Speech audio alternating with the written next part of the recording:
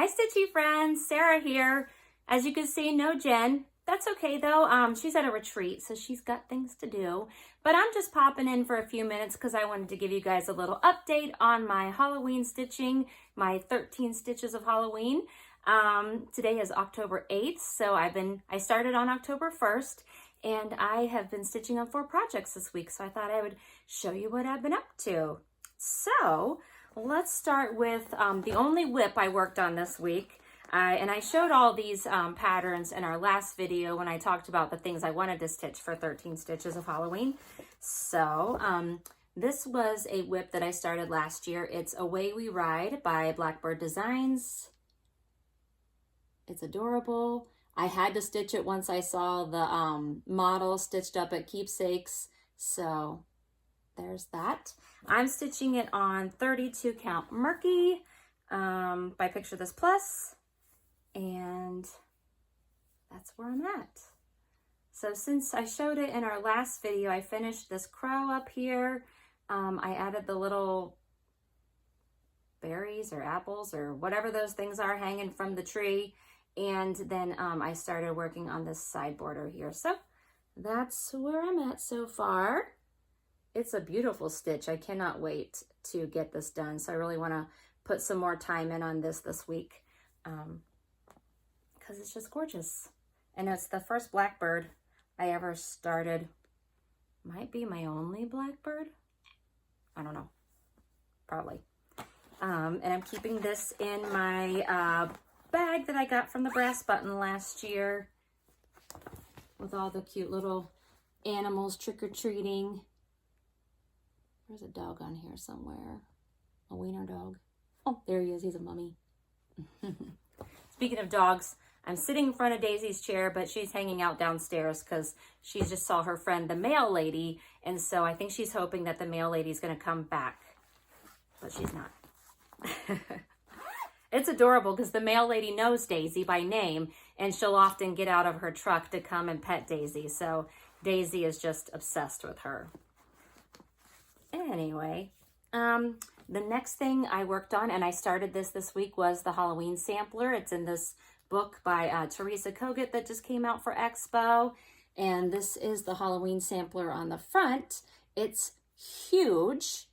I'm certainly not going to finish it this month, but I'm having a lot of fun starting it. So I started up here in the top left corner. My goal is to just get the border, not really the cats and all the stuff that go in the border, but just like the line of the border all the way around, just to make sure it connects. I don't want to get all this stitched up and then realize that my border is not going to connect. So I'm going to do the border first. So I'm keeping this in my beautiful Golden Gourds bag. I think that's what it was called. My mom hates when I do that. It's a Painted Leaf Company bag, of course. And I can never remember the names of the bags, but they're freaking gorgeous.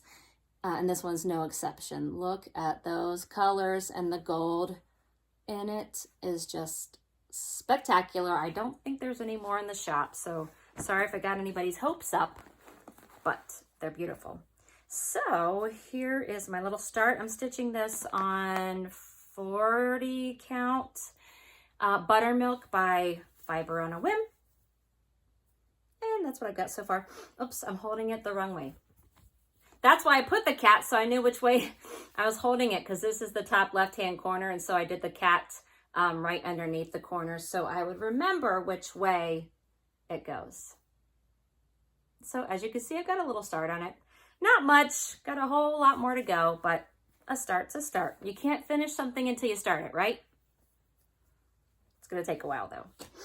Okay, sticking that back in here, and I'm using all the called for colors on that one. On the Away We Ride, I'm using almost all the called for colors. I did substitute a couple just because I couldn't find the called for. Let's see, another one that I started this week was this pattern. It was a PDF that I got on Etsy from Stitch with Coffee Designs. It's called Trick or Treat 2022. And I just think this is adorable. I love the little cats in their Halloween costumes. And I just think this is the cutest mix of like cute, spooky, and scary, because you've got, of course, the adorable little cats in their costumes, and you've got the candy corns on the trellis there, but you also have some skulls and eyeballs, which ups the creepy factor. So I just think this is perfect. Perfect. Adorable. So I'm stitching this on a fabric from Stash. It's Under the Sea Fabrics. It is a 36, yeah, it's a 36 count, called Looking Glass, and I just bought this at a retreat a while back, and I think it's perfect. I like the modeling, the colors in it. It's like a purpley, and it's got some blue modeled in there, and that's my start. I started with the top of the trellis there, so I got a couple of the skulls stitched in there and some candy corns, and I came down and did a couple of the backs. So as you can see, I've got a very small start, but it is a fun stitch. The colors are really fun. I love the purple of the leaves. I think that was an interesting color choice, and I just cannot wait to see this one keep unfolding. So it's really hard because I have so many good Halloween patterns, things I've already started, things I want to start. This could turn out to be like a 23 stitches of Halloween, the rate I'm going, because I keep finding more things I want to stitch. Is that really a problem? Not really. Not really. First world problems, right? Oh, and I just got a new bag from So Much to Love. It was called Folk Art Pumpkins, I think.